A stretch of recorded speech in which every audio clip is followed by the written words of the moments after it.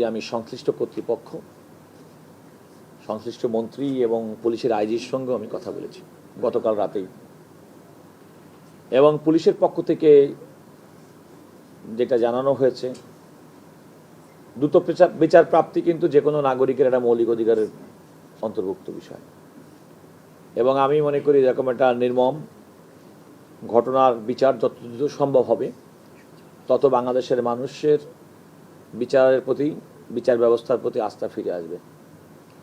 আমার তাদের কথা শুনে যেটা মনে হয়েছে, মাননীয় আইনমন্ত্রী ইতিমধ্যে নির্দেশনা দিয়েছেন, আমি নিজেও আইজিপির সঙ্গে কথা বলেছি, এবং তারা দ্রুততম সময়ের মধ্যেই এটা তদন্ত প্রতিবেদন দিবেন।